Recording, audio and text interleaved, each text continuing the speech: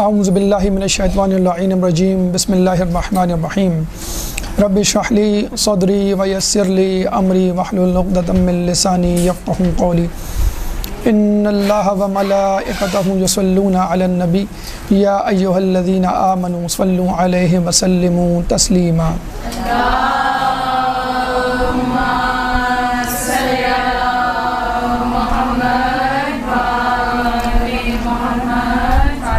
آج کل کا دور انفارمیشن ایج کہا جاتا ہے کہ جس میں معلومات اور علم کا ذخیرہ بھی بڑھ گیا ہے اور ان کی ترسیل بھی بڑھ گئی ہے۔ ذرائع ابلاغ کے نت نئے سامان ایجاد ہو چکے ہیں، چنانچہ معلومات کا ایک جگہ سے دوسری جگہ منتقل ہونا بہت آسان ہو گیا ہے، لیکن جہاں معلومات کا علم کا انتقال آسان ہو گیا ہے، وہیں پر ڈس انفارمیشن یا غلط قسم کی معلومات بھی ایک جگہ سے دوسری جگہ منتقل ہوتی جا رہی ہے۔ ایک درود پڑھ دیں محمد بن محمد۔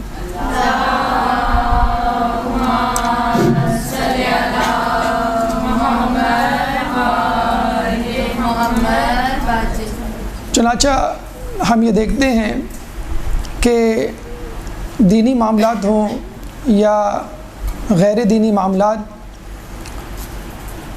بغیر تصدیق کیے معلومات کا ایک جگہ سے منتقل ہونا لوگوں میں اضطراب اور بے چینی بڑھا رہا ہے۔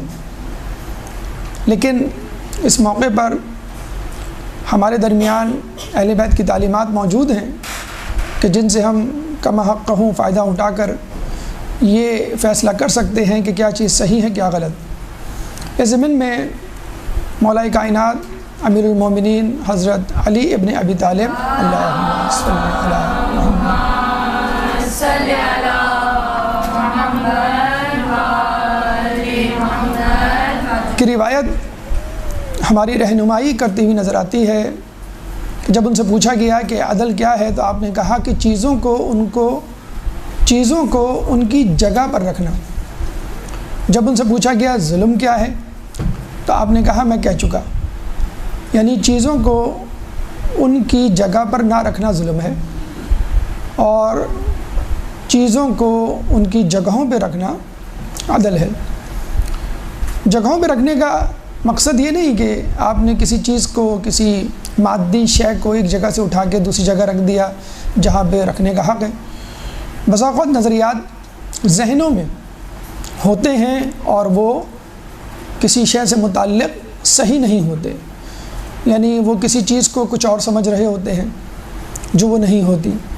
مثلا خدا کو مجسم سمجھ لینا یا کسی انسان کو خدا سمجھ لینا، یہ بھی چیزوں کو اپنی جگہوں سے ہٹانے کے مترادف ہے، جو کہ ظلم ہے۔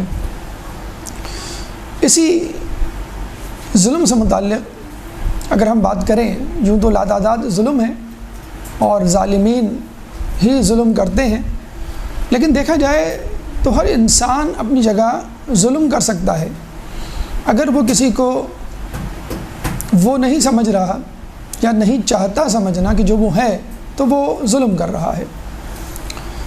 دین پر کیے جانے والے مظالم میں دینی رہنماؤں، خصوصی طور پر انبیاء اور ائمہ پر ڈھائے جانے والے مظالم میں ایک اہم ظلم اور بہت تڑپا دینے والا اور غم میں مبتلا کر دینے والا ظلم یہ ہے کہ خود ان کے ماننے والوں نے، ان کے پیروکاروں نے اپنے اپنے رہنماؤں کو ان کی جگہ سے ہٹا دیا۔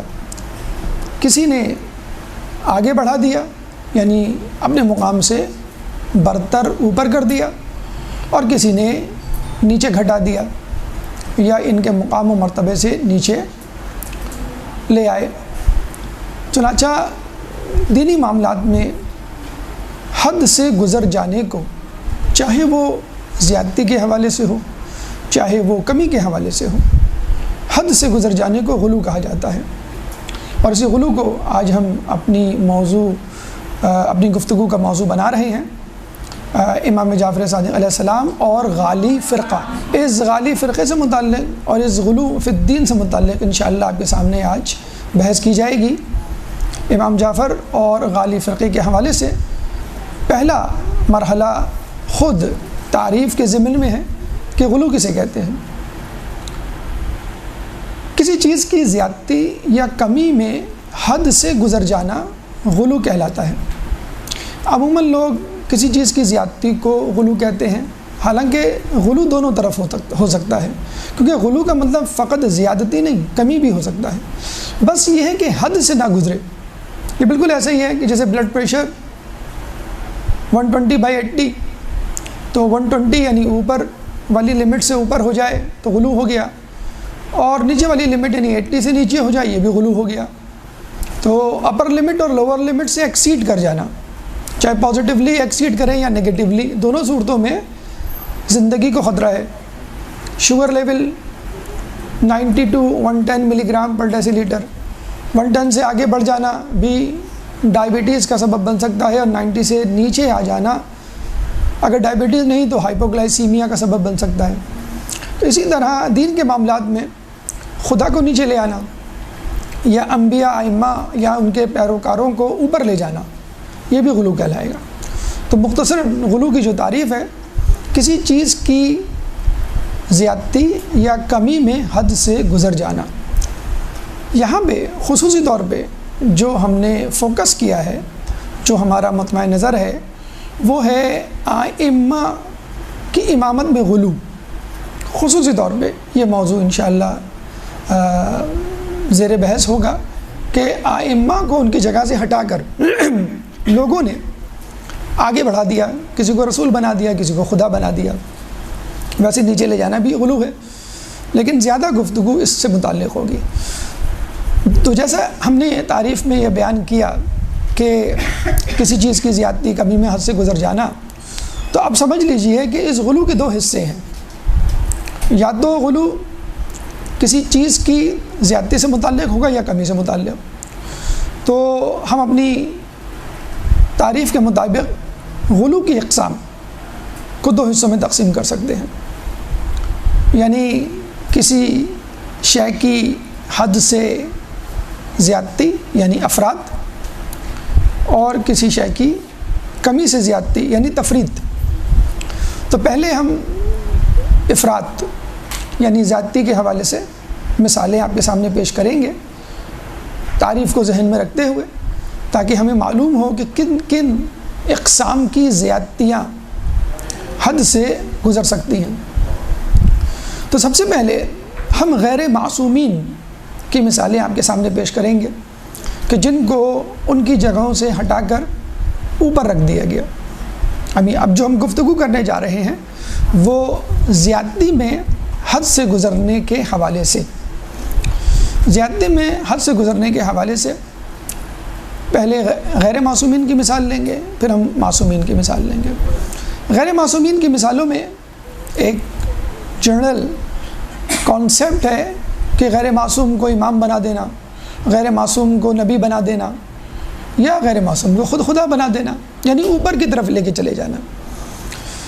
تو پہلی مثال اور پہلا قسم کا غلو جو بہت زیادہ پاپولر ہوا، بہت زیادہ مشہور ہوا اور لوگوں کے انحراف کا سبب بنا، وہ محمد ابن حنفیہ کے حوالے سے ائمہ کے دور میں، کہ جب کچھ لوگوں نے محمد ابن حنفیہ کو امام کہنا شروع کر دیا۔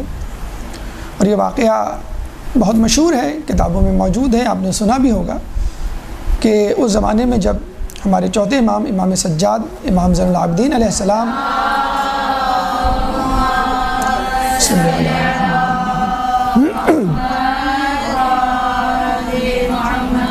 کے زمانے میں جب یہ سوال اٹھا اور لوگ مشکوک ہوئے، مشوش ہوئے، تو خود امام نے محمد ابن حنفیہ کو لے کر خانہ کعبہ کا رخ کیا اور حجر اسود کے سامنے کھڑے ہو کر ان سے کہا کہ تم سلام کرو حجر اسود کو۔ محمد ابن حنفیہ نے سلام کیا، سلام کا جواب نہیں آیا۔ پھر آپ نے سلام کیا تو حجر اسود نے امام زین العابدین علیہ السلام کے سوال کا جواب دیا۔ یہاں سے یہ معجزہ لوگوں میں مشہور ہوا کہ چوتھے امام کے سلام کا جواب آیا، امام زین العابدین کے سلام کا جواب آیا، چنانچہ وہ امام ہیں۔ ارے اچھا یہ بھی بات یاد رہے کہ سلام کا جواب دینا واجب ہے۔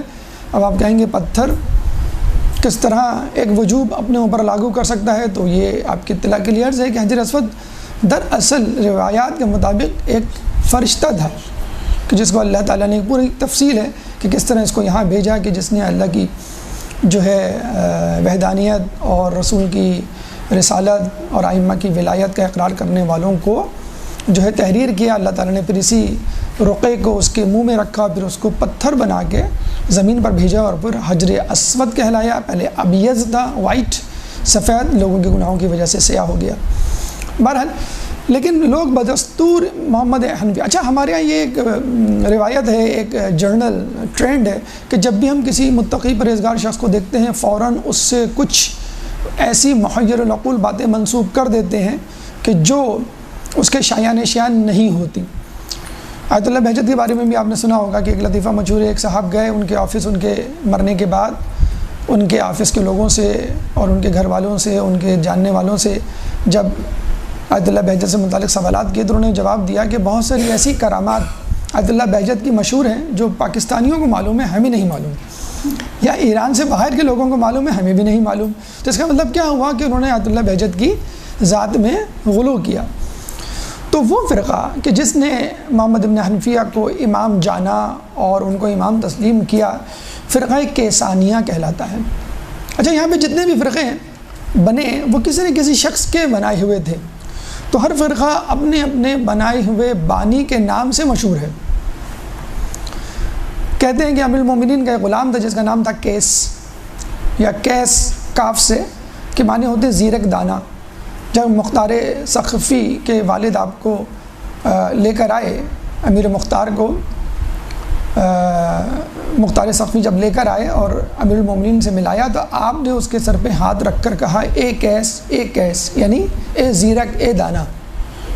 انٹیلیجنٹ آدمی کو کیس، ہو سکتا ہے وہ آدمی مشہور ہو انٹیلیجنس میں اپنی زیرکی اور دانائی کی وجہ سے، اور یہ بھی حقیقت ہے کہ عموماً انٹیلیجنٹ لوگ ہی گروپس بناتے ہیں، فرقے بناتے ہیں، اور پھر ان کے پیچھے وہ لوگ چلے جاتے ہیں کہ جو کم علم والے ہوتے ہیں یا جاہل ہوتے ہیں۔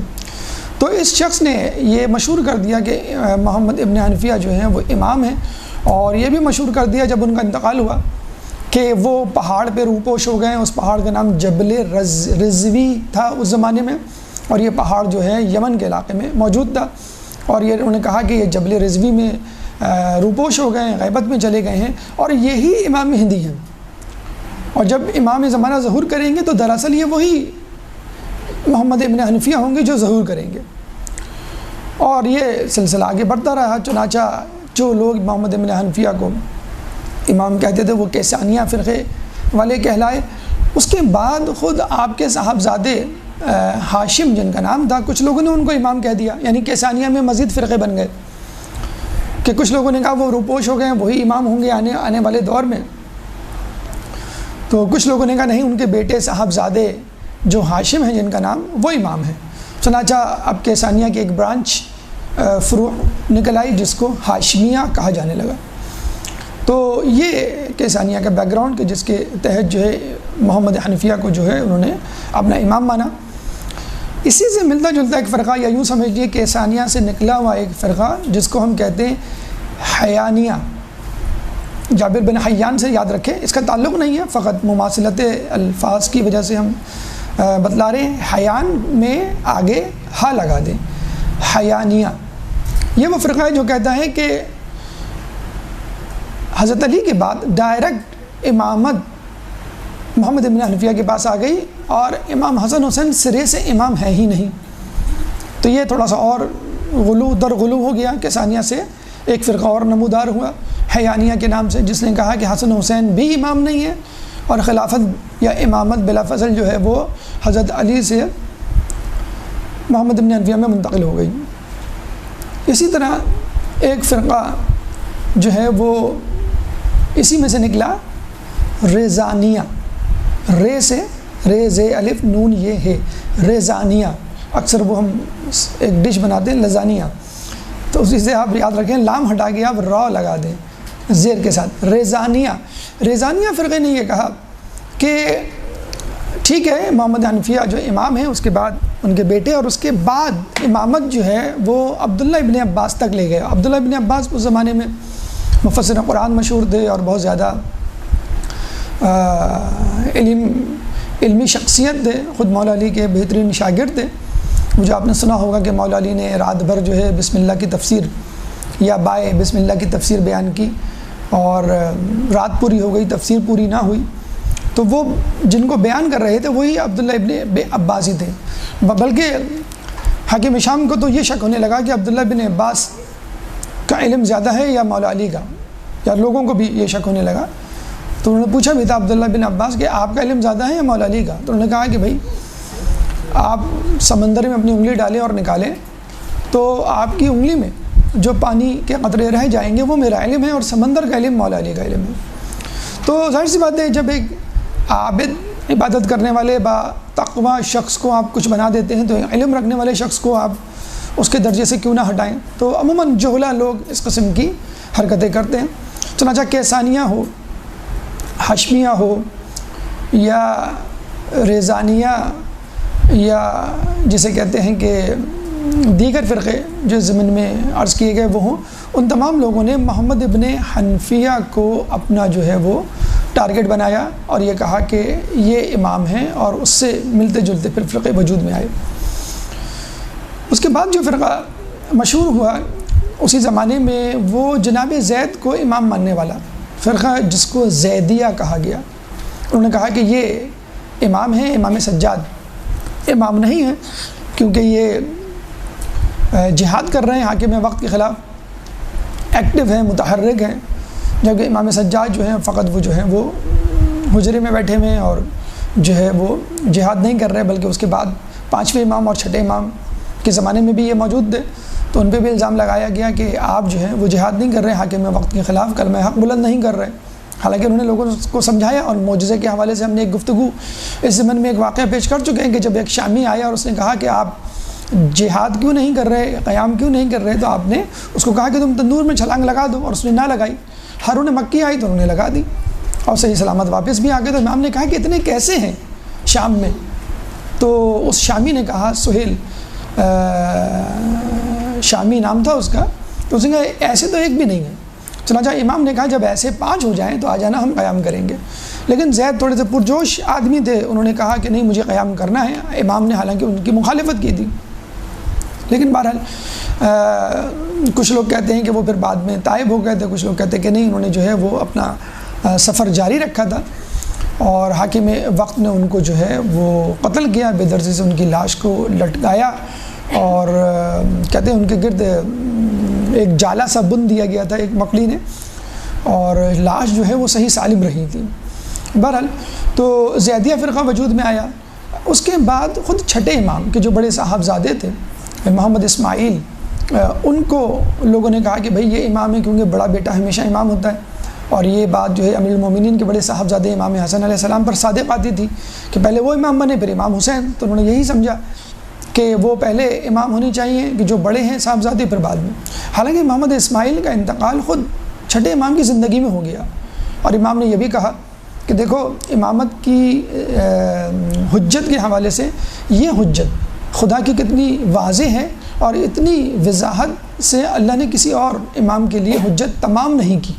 یعنی میرے سامنے میرا ہونے والا امام، یعنی میرا ہونے والا امام کا مطلب تم جس کو امام کہہ رہے ہو میرے بعد، وہ خود مر چکا ہے میری زندگی میں، تو یہ کیسے امام ہو سکتا ہے؟ تو یہ تو اہل بیت کے خاندان کے افراد تھے، لیکن اس کے بعد اہل بیت کے خاندان سے ہٹ کر اور باہر کے لوگوں میں بھی یہ عقیدہ پھیلنا شروع ہو گیا کہ فلاں بھی امام ہے۔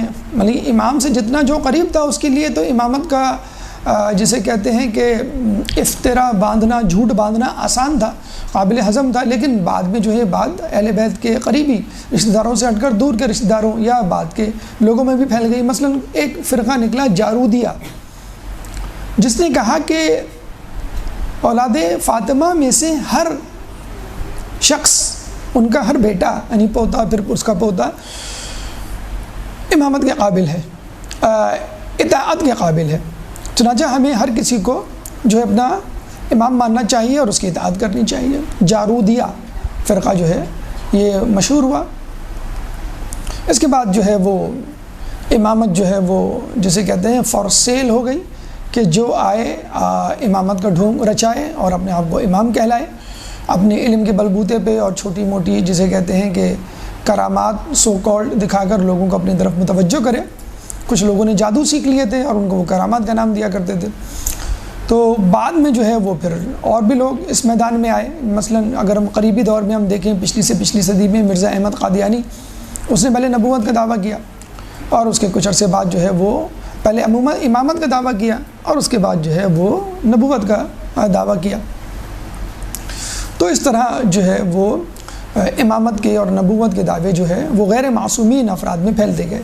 تو محمد حنفیہ سے یہ بات شروع ہوئی، پھر جناب زید کے حوالے سے، پھر جناب محمد اسماعیل کے حوالے سے، پھر جو ہے مرزا احمد قادیانی اور دیگر افراد اور اولاد فاطمہ کے حوالے سے یہ بات مشہور ہوتی گئی کہ یہ بھی امام ہیں، ان کو ہم جو ہے وہ فالو کرنا چاہیے، ان کو یہی ہمارے رہنما اور ہمارے نجات دہندہ ہے۔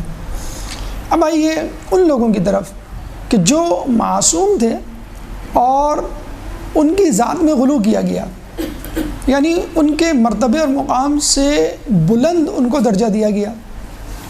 ہم سب سے پہلے رحمۃ اللہ عالمین رسول اکرم صلی اللہ علیہ وآلہ وسلم درود پڑھ دیں محمد علی محمد اللہم صلی علی محمد۔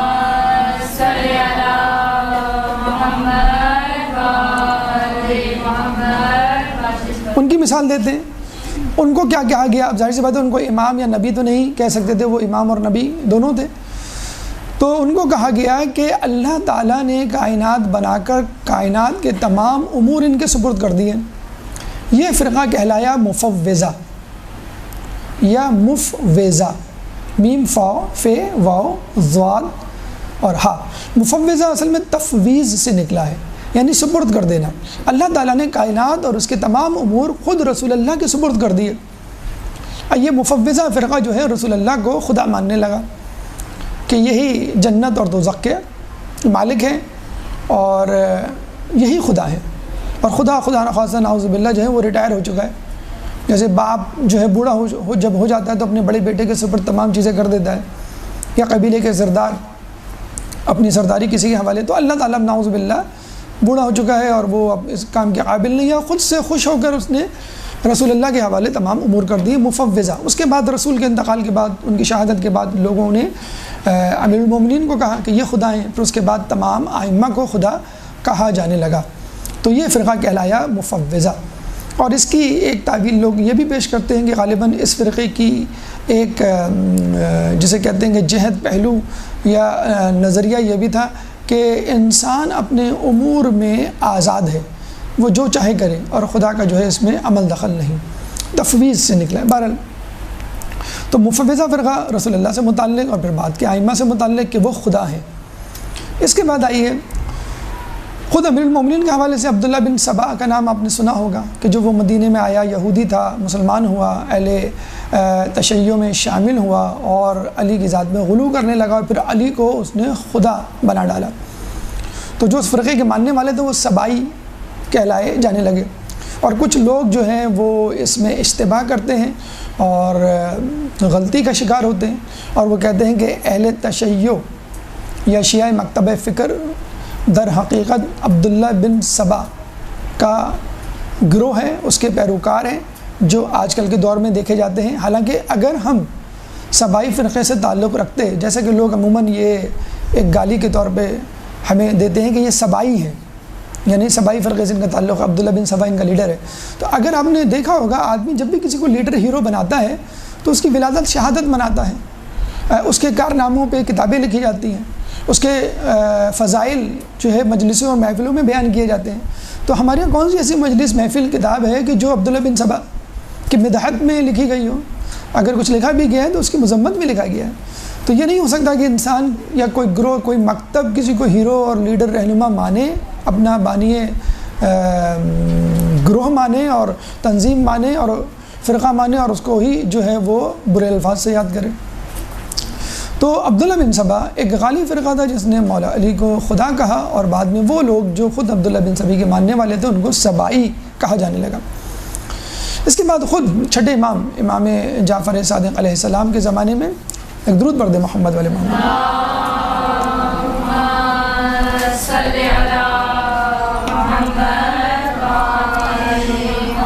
ایک فرقہ وجود میں آیا کہ جس نے آپ کو خدا کہا. اس فرقے کا نام تھا خطابیہ, اور اس فرقے کے بانی خطاب بن سراج غالباً اس کا نام تھا. اس نے یہ مشہور کر دیا کہ امام جعفر خدا ہیں اور میں ان کا نبی ہوں. فقط خدا کہنے پر اس نے اکتفا نہیں کیا, اس نے کہا مجھے بھی کوئی ڈیزگنیشن, کوئی مرتبہ ملنا چاہیے تاکہ میں بھی فائدہ اٹھاؤں. اور وہ یہ بھی کہا کرتا تھا کہ امام جعفر خدا ہیں اور انہوں نے مجھے معراج کروائی اور میں نے آسمانوں کی سیر کی اور میں نے کمالات دیکھے اور میں جو ہوں وہ پھر زمین پر آیا. کہتے ہیں کہ جب یہ حج پہ جاتا تھا تو لبیک اللہم لبیک لبیک لا شریک لک لبیک جو تلبیہ ہے وہ نہیں کہا کرتا تھا, بلکہ کہا کرتا تھا لبیک جعفر لبیک, اے جعفر لبیک, یعنی اللہ کا نام لیے بغیر جعفر امام جعفر علیہ السلام کو پکارتا تھا, اور لبیک معراج لبیک, اور اپنی معراج کو یاد کیا کرتا تھا.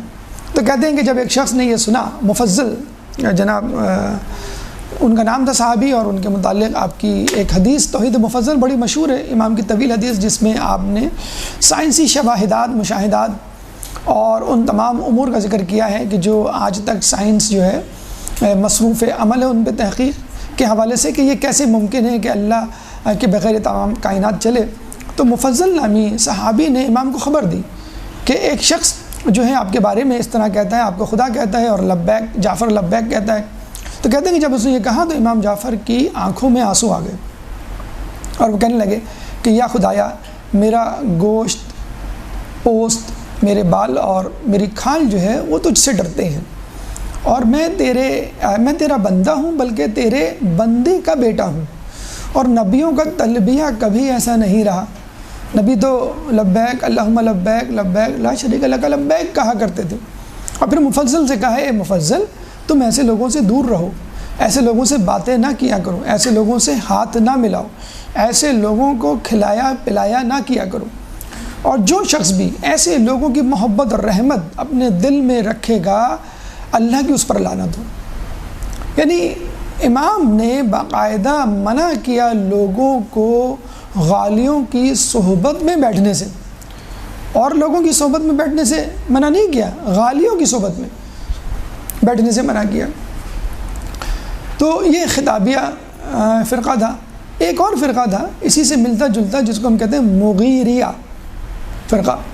مغیریہ فرقہ پانچویں امام کے زمانے سے چلا آ رہا تھا. اس نے پہلے پانچویں امام پہ تہمت لگائی, افترا باندھا کہ پانچویں امام جو ہیں وہ خدا ہیں, اور اس کے بعد امام جعفر کے زمانے میں کہا کہ امام جعفر جو ہیں وہ خدا ہیں. بس ایک ایڈیشنل فیچر جسے کہتے ہیں ٹاپ اپ یہ تھا کہ یہ جادو سیکھا ہوا تھا اور لوگوں کو جادو سکھاتا تھا.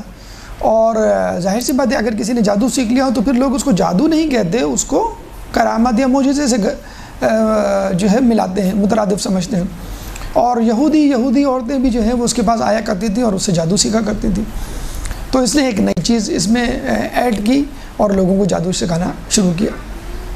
تو آپ نے دیکھا یہ تمام مثالیں رسول اللہ کے زمانے میں, رسول اللہ کے زمانے کے بعد چلتی رہیں, اور اب بھی یہ غلو جو ہے ہمارے آس پاس آپ دیکھ سکتے ہیں.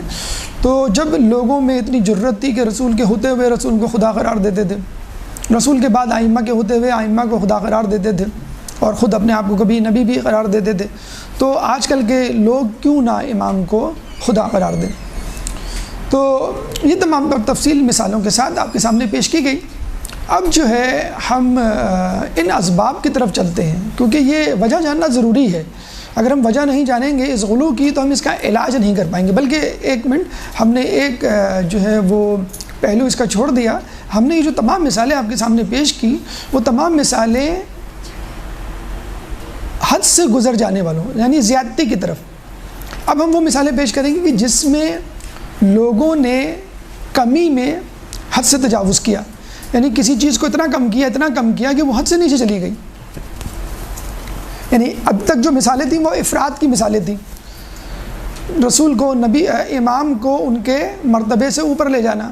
اب ہم مثالیں دیں گے رسول کو, امام کو ان کے مرتبے سے کم کر دینا.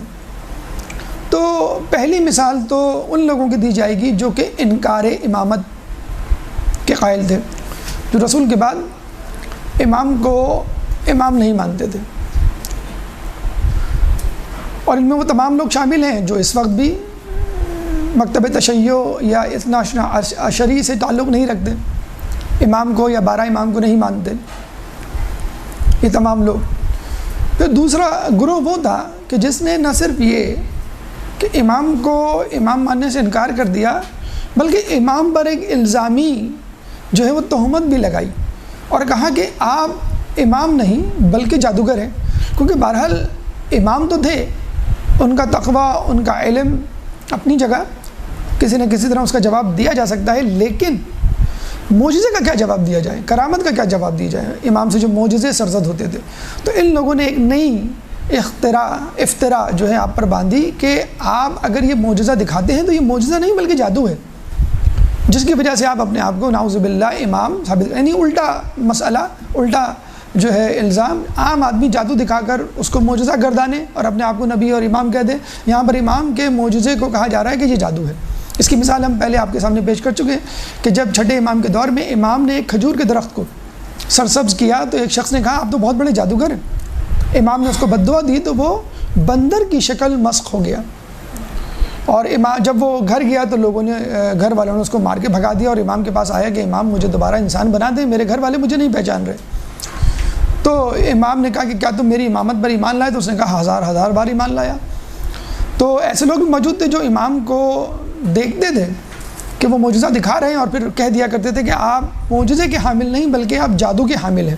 اور اس کی ایک اور مثال خود امیر المومنین کے دور میں ملتی ہے کہ ایک دفعہ علی جو ہے وہ کوفے کی مسجد میں بیٹھے ہوئے تھے، اور ان کے آس پاس جو ہے ان کے ماننے والوں کا گھیرا تھا، حلقہ تھا، تو کرنے لگے یا امام کچھ ہو جائے، یعنی کوئی معجزہ ہو جائے اور کوئی کرامت ہمارے سامنے آپ اس کا اظہار کریں۔ تو امام نے کہا کہ تم برداشت نہیں کر سکو گے۔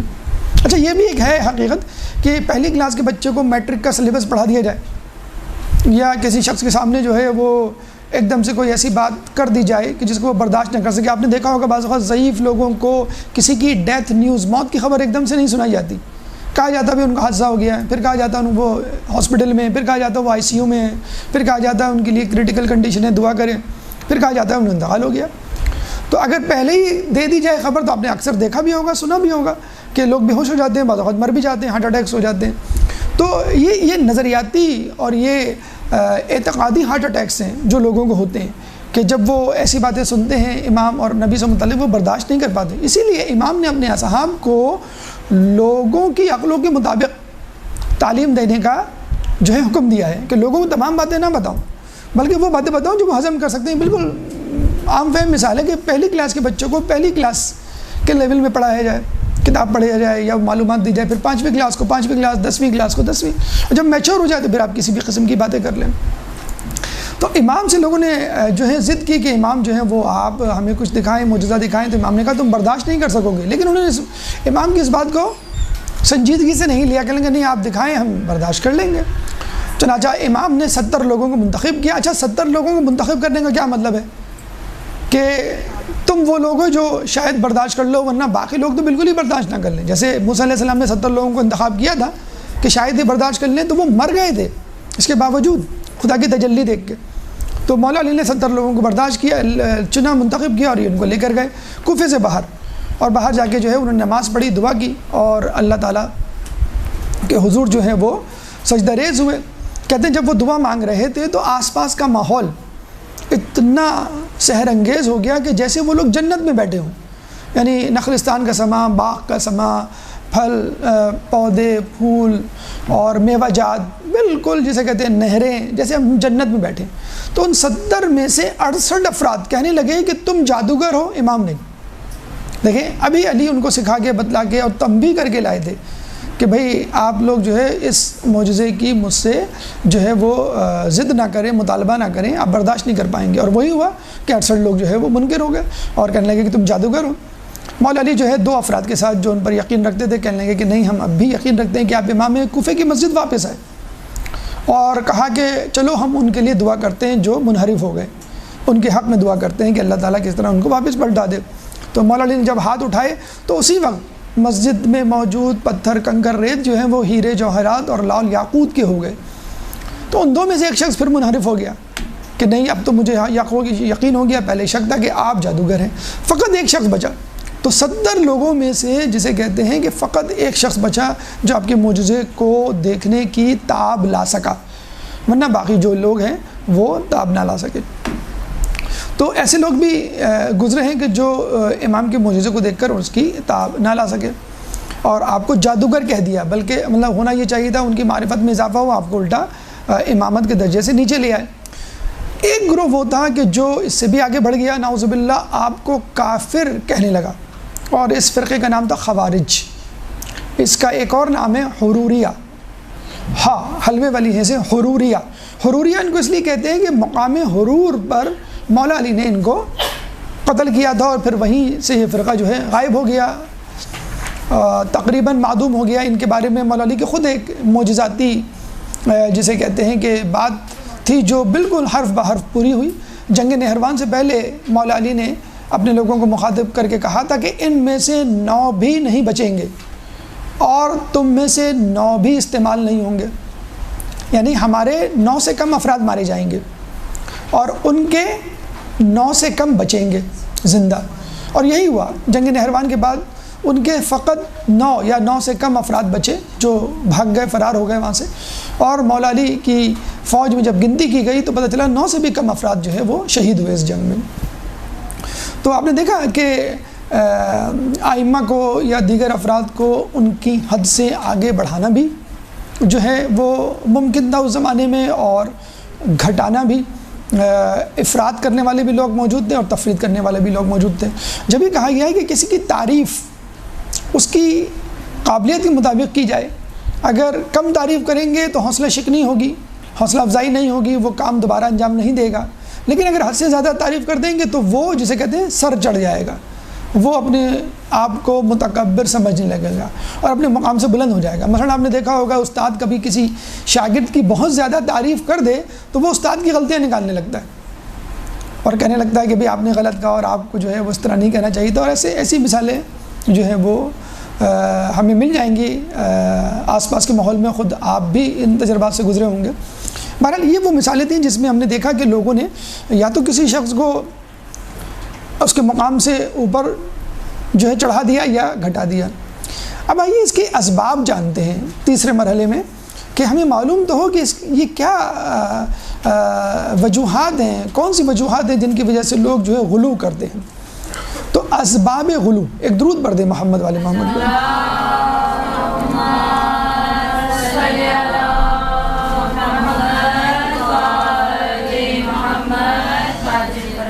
3 قسم کے اسباب غلو ہمیں تاریخ میں ملتے ہیں کہ جس کی وجہ سے لوگ غلو پر مجبور ہوئے. سب سے پہلا سبب یا وجہ جو بتائی جاتی ہے وہ ہے فلسفہ حلول. ہا لام واو لام، حل کرنا. جیسے نہیں کہتے شوگر کو ہم حل کرتے ہیں چائے میں، حلول، محلول، منحل، محلل، یہ آپ نے ٹرمینالوجیز پڑھی ہوں گی کیمسٹری میں. منحل یعنی شوگر جس کو حل کیا جاتا ہے، محلل یعنی چائے یا پانی جس میں حل کیا جاتا ہے، اور محلول شوگر اور پانی کا یا چائے کا مرکب جو ہوتا ہے وہ محلول کہلاتا ہے. حلول کرنا یعنی حل کرنا. تو فلسفہ حلول ایک عقیدہ، ایک نظریہ یونانیوں کی طرف سے آیا، اور خود ہندوؤں میں بھی یہ نظریہ موجود ہے جس کو آواگون کا نظریہ بھی کہتے ہیں، کہ اللہ تعالیٰ جو ہے وہ کسی چیز میں حلول کر سکتا ہے، یعنی اس میں اپنے آپ کو مقید کر لے، یا کسی انسان کی صورت میں آ جائے. جیسے ہم جبریل علیہ السلام کے بارے میں سنتے ہیں کہ وہ وحی قلبی کی صورت میں، یہ ایک صحابی تھے بہت ہی خوبصورت، ان کی شکل میں آیا کرتے تھے. تو لوگوں نے یہ ایزیوم کر لیا، فرض کر لیا کہ اللہ تعالیٰ بھی کسی کی شکل میں آ سکتا ہے. انہوں نے کہا کہ یونانیوں میں یہ بات ہے، جب ان سے پوچھا جاتا تھا، بلکہ مذاق اڑایا جاتا تھا، عام لوگ مذاق اڑاتے تھے یونانیوں کا کہ تم پتھر کے بتوں کو کیوں مانتے ہو، تو کچھ نہیں کر سکتے. تو یہ کہتے تھے کہ اللہ تعالیٰ ان بتوں میں حلول کر گیا ہے اور وہ ہماری باتوں کو جو ہے دعاؤں کو قبول کرتا ہے، مانتا ہے. تو وہ کہتے تھے کہ یہ اللہ تعالیٰ بتوں میں حلول کر جاتا ہے۔ اچھا ہندو بھی یہی نظریہ رکھتے ہیں کہ یہ جو بت ہیں اللہ تعالیٰ کے بھیجے ہوئے نمائندے ہیں، وسیلے ہیں۔ اچھا ہمارے بارے میں بھی یہ الزام لگایا جاتا ہے کہ جو آپ ائمہ سے مانگتے ہیں، رسول سے مانگتے ہیں، وسیلہ گردانتے ہیں، تو یہ بھی ہندوؤں کے بتوں کے طریقے کا شرک ہو گیا کہ وہ بھی یہی کہتے ہیں کہ یہ بت وسیلہ ہیں۔ تو اس کا جواب یہ ہے کہ انہوں نے اس چیز کو وسیلہ بنایا کہ جس کو خدا نے نہیں بنایا، اور ہم اس کو وسیلہ بناتے ہیں جس کو خدا نے وسیلہ قرار دیا، یعنی خود رسول کی ذات کو اور ائمہ کی ذات کو خود اللہ تعالیٰ نے وسیلہ قرار دیا کہ ان کے وسیلے سے دعا مانگو۔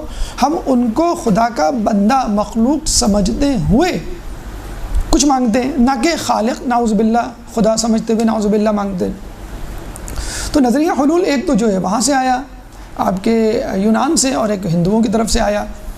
تو لوگوں نے یہ سوچنا شروع کر دیا، اچھا ایک تو یہ وجہ تھی، لوگوں نے یہ ایزیوم کیا کہ جب اللہ تعالیٰ بت کی صورت میں آ سکتا ہے تو یہ بھی ممکن ہے کہ عظیم شخصیات کی صورت میں آ جائے۔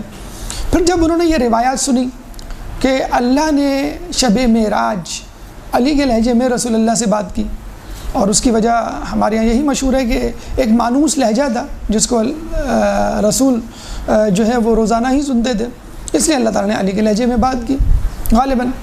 اور ایک اور روایت جو موسیٰ علیہ السلام سے ہمیں ملتی ہے کہ اللہ تعالیٰ نے جب یہ گئے تھے اللہ تعالیٰ کوہ طور پہ ملاقات کے لیے، تو اللہ تعالیٰ نے ایک درخت میں آواز پیدا کر کے کلام کیا تھا، جس پہ اللہ تعالیٰ موسیٰ علیہ السلام نے کہا تھا کہ تو ہمیں اپنی زیارت کرواؤ جو 70 لوگوں کو لے کے گئے۔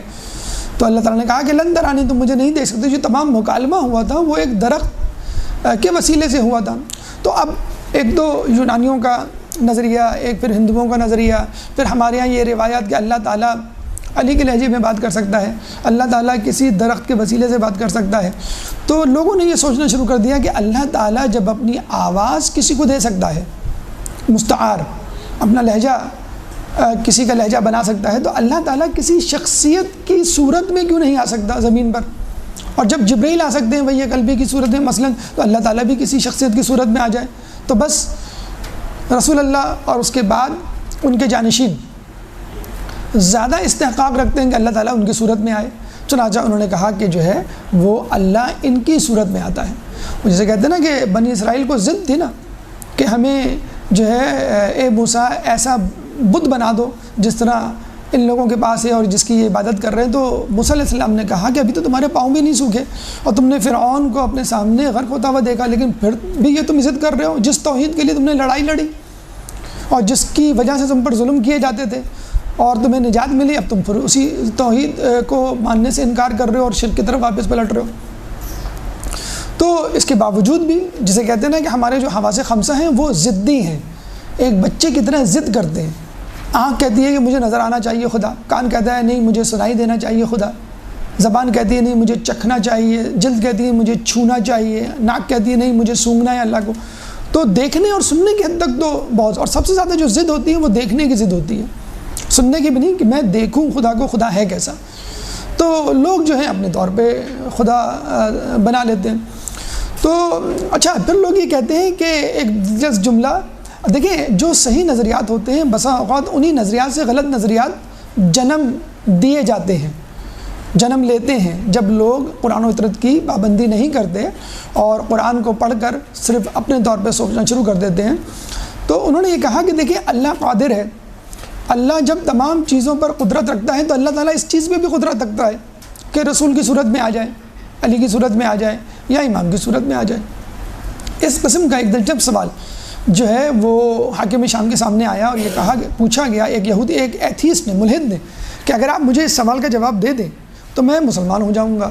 تو پوچھا کہ ابھی کون سا سوال؟ تو اس نے کہا کہ کیا آپ کا خدا ایک اور خدا بنا سکتا ہے؟ اب جو حاکم شام اور دیگر جو ہے وہ بنو امیہ کے وزراء جو ہے وہ پریشان ہو گئے، اگر ہم ہاں میں جواب دیں تو شرک ہو جائے گا کہ ایک اور خدا کے ساتھ دوسرا خدا، جو اللہ تعالیٰ کہتا ہے نا کہ اگر یہاں پر ایک زیادہ خدا ہوتے تو لفسدتا، تو یہاں پر جو ہے وہ فساد ہو جاتا۔ اور اگر ہم یہ کہیں نہیں بھائی نہیں بنا سکتا تو آپ کہیں گے اللہ قادر نہیں ہے، ہر چیز نہیں کر سکتا، کچھ چیزیں کر سکتا کچھ نہیں کر سکتا۔ امام کو بلایا گیا، چھٹے امام کو، کہ بھئی آپ آ کے بتائیں سوال کا کیا جواب۔ امام نے کہا بھئی سوال کیا؟ انہوں نے سوال یہ ہے کہ کیا آپ کا خدا ایک اور خدا بنا سکتا ہے؟ تو امام نے کہا بالکل بنا سکتا ہے۔ اللہ قادر ہے۔ اب وہ حیران و پریشان، اس سے پہلے کہ وہ ملحد کچھ کہتا کہ بھئی یہ تو شرک ہو گیا اور ایک کے ساتھ ایک اور خدا ہو گیا وغیرہ وغیرہ، امام نے کہا لیکن جو بھی خدا وہ بنائے گا وہ اس کی مخلوق ہوگا۔ تو اب سیدھی سی بات ہے کہ جو کچھ بھی وہ بنائے گا وہ خدا نہیں ہو سکتا، چاہے اس کے پاس وہ تمام اختیارات ہوں جو خدا کے پاس ہیں، یعنی خدا بارش بر سکتا ہے، خدا جو ہے زندہ کر سکتا ہے، خدا جو ہے وہ مار سکتا ہے، خدا جو ہے وہ زلزلہ یا قدرتی آفات لا سکتا ہے۔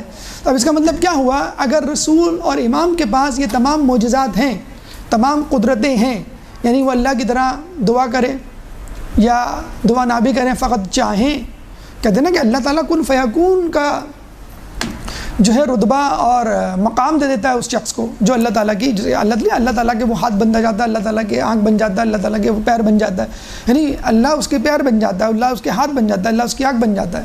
اگر مومن جو ہے صحیح طور پہ اللہ کی اطاعت کرے تو اللہ تعالیٰ نے اگر کوئی معجزہ دیا ہے امام کو، رسول کو، تو مخلوق سمجھ کے دیا ہے، یعنی یہ نہیں ہو سکتا نعوذ باللہ وہ کہیں گے بھئی آپ کائنات کی خدائی چھوڑ دیں، میں جو ہوں بس کس کا خدا ہے۔ وہ ایک لطیفہ، ایک حکایت ہمیں ملتی ہے کہ ایک آقا تھا، اس نے اونٹ جو ہے وہ باہر باندھا، سردی تھی شدید، اونٹ نے جو ہے اپنا سر اندر کیا خیمے کے اور کہا کہ میں اپنا سر اندر رکھ لوں، سردی بہت ہے۔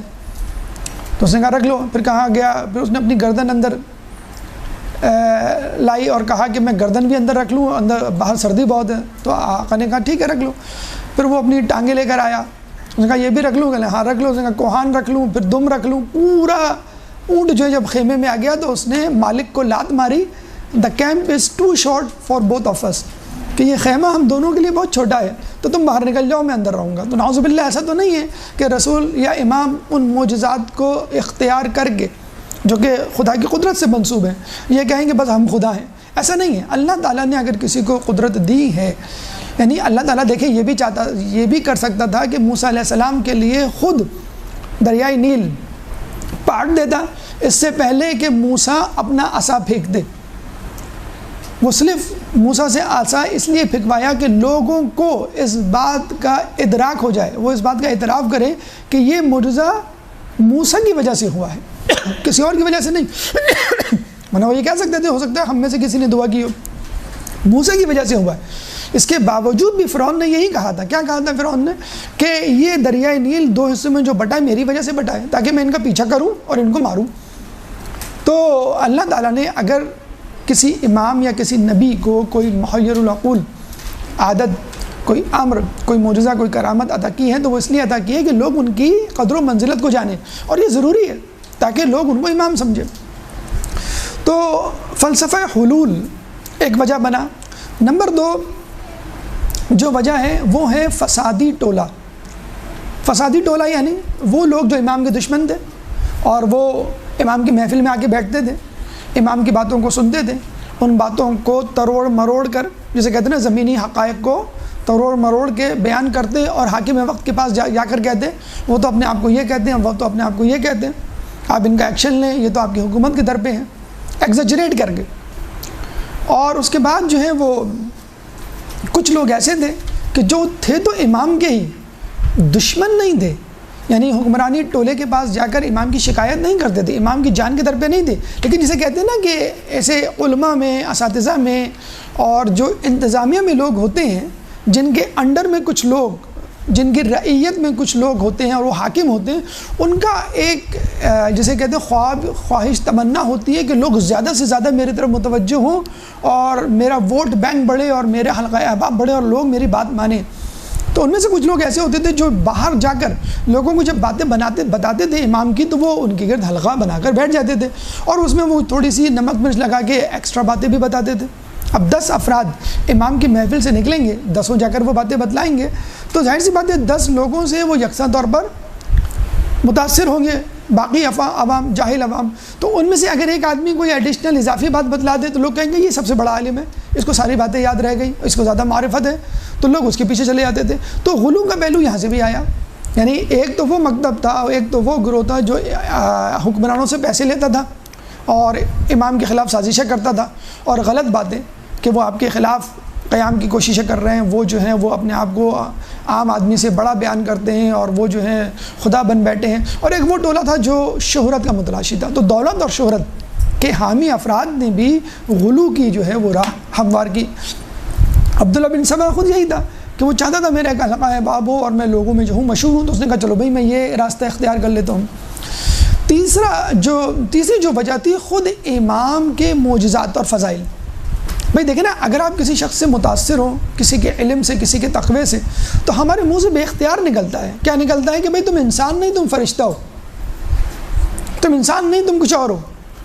ہندوؤں میں یا ہندو معاشرے میں کیا ان کے منہ سے نکلتا ہے؟ تم انسان نہیں، بھگوان ہو، تم انسان نہیں، خدا ہو، بے نیاز ہو لوگوں سے، تمہیں اپنی فکر نہیں ہے، بس لوگوں کی فکر ہے۔ تو خود امام کے معجزات، ان کی کرامات نے لوگوں کو مجبور کیا کہ وہ امام کے، جیسے آپ نے ابھی کہا کہ لوگوں نے کہا جادوگر، تو کسی نے جادوگر کہا، کسی نے کہا خدا، کہ تم جادوگر نہیں، آپ تو خدا ہیں۔ تو کچھ لوگوں نے آپ کے فضائل اور آپ کی معجزات، آپ کی کرامات دے کر کہا کہ نہیں بھائی آپ خدا ہیں۔ اچھا، اب یہاں بھی ایک سوال اٹھ سکتا ہے، آپ پوچھ سکتے ہیں کہ بھائی امام کو پھر ضرورت ہی کیا تھی معجزات دکھانے کی؟ وہ نہ دکھا دے۔ اگر امام معجزے نہ دکھاتے تو بھی ان پہ الزام تھا۔ رسول پہ کیا الزام تھا؟ ارے یہ تو عام آدمی ہے، چلتا پھرتا، خدا کو کوئی اور نہیں ملا تھا؟ کسی بڑے کو، کسی متمول، کسی خوشحال، کسی امیر، کسی رئیس کو جو ہے اپنا نبی بناتا۔ خود موسیٰ علیہ السلام کے بارے میں فرعون نے کتنا جسے کہتے ہیں اہانت آمیز جملہ کہا تھا، ارے یہ تو صحیح سے بول بھی نہیں سکتا، نعوذ باللہ، لکنت تھی ان کی زبان میں کہ جو شخص صحیح سے بول نہیں سکتا، جو بازاروں میں گھومتا پھرتا ہے، تم اس کو نبی مان رہے ہو، مجھ کو نبی مانو، میں جو ہوں بادشاہ ہوں، تمام سلطنتیں میرے ہاتھ میں، تمام کام میرے ہاتھ میں ہیں۔ تو ان بادشاہوں کو، ان حکمرانوں کو، ان ظالموں کو جسے کہتے ہیں کہ لگام دینے کے لیے امام کے لیے ضروری تھا کہ وہ معجزات اور کرامات دکھائیں تاکہ لوگوں کو یقین ہو سکے۔ اور ویسے بھی امام جب انسانوں پر حاکم ہے اور انسانوں پہ لازم ہے کہ امام کی اتباع کریں، تو امام سے کمتر چیزوں پر کیوں کر امام کی اتباع واجب نہیں ہوگی؟ جمادات، نباتات، حیوانات انسانوں سے کمتر ہیں، تو جب انسانوں پر واجب ہے تو امام پہ کیوں نہیں ہوگی؟ امام نے ایک دفعہ نہیں کہا تھا کہ اگر مومن چاہے، یعنی حقیقی مومن جو شرائط پر اترتا ہو ایمان کی، اگر مومن چاہے تو یہ پہاڑ اپنی جگہ سے چل پڑے۔ امام نے اپنا جملہ ختم نہیں کیا، پہاڑ چل پڑا۔ تو امام نے کہا کہ میں نے مثال دی تھی، حکم نہیں دیا تھا۔ تو اس کا مطلب کیا ہوا کہ تمام کائنات امام کے حکم کے منتظر ہے، بلکہ ہمارے حکم کی بھی منتظر ہے، بشرط یہ کہ ہم امام، رسول اور اللہ کے بھیجے گئے نمائندگان اور خود خدا کی اطاعت کریں۔ تو امام کا معجزہ دکھانا، امام کی کرامت دکھانا ضروری ہے۔ اور جب بھی امام نے معجزہ دکھایا ہے، جب بھی کسی نبی نے معجزہ دکھایا ہے، بِإِذْنِ اللہ کہا ہے۔ امام نے نہیں کہا تھا کہ اے کوئے ہمیں وہ دے جس چیز کو اللہ نے تجھ پر قرار دیا، تجھ میں قرار دیا۔ اے درخت ہمیں وہ پھل کھلا جس کو اللہ نے تجھ پر قرار دیا۔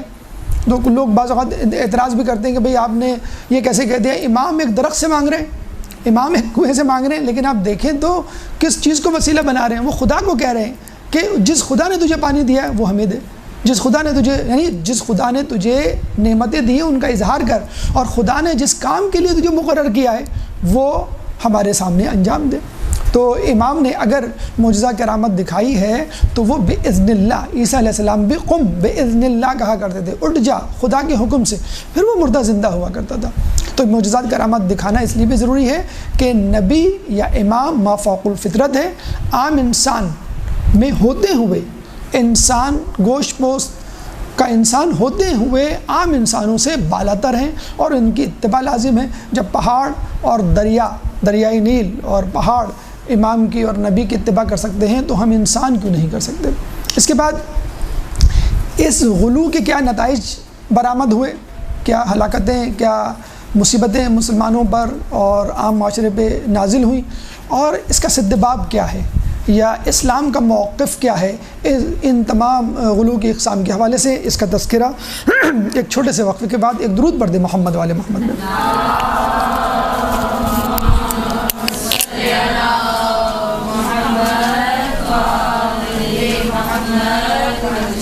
بسم اللہ الرحمن الرحیم۔ گفتگو کا سلسلہ وہیں سے شروع کرتے ہیں جہاں ہم نے چھوڑا تھا۔ ہم نے غلو کے اسباب آپ کے سامنے بیان کیے، آئیے غلو کے اثرات یا نتائج کی طرف چلتے ہیں۔ کہ غلو کرنے سے معاشرے میں اس زمانے میں یا آج کل کے زمانے میں کیا نتائج برآمد ہوتے ہیں۔ سب سے پہلا نتیجہ خود غلو کرنے والے جو اپنی زندگیوں میں دیکھتے ہیں وہ ہے بے عملی۔ وہ اس لیے جیسے مغیریہ نامی فرقے نے یہ کہا کہ جو امام کو خدا مانتا تھا، امام باقر کو، امام جعفر کو، اور وہ یہ کہا کرتا تھا کہ اللہ کی معرفت کافی ہے، اگر کسی انسان کو اللہ کی معرفت آ جائے، ہو جائے، تو پھر عمل منقطع کرنے سے کوئی فرق نہیں پڑتا۔ یعنی وہ یہ کہا کرتا کہ نماز، روزہ، زکوٰۃ، حج ہم اس لیے کرتے ہیں کہ اللہ کا تقرب حاصل کریں۔ دیکھیں ہم جو نیت بھی تو یہی کرتے ہیں، نماز کی، روزے کی، قربۃ اللہ۔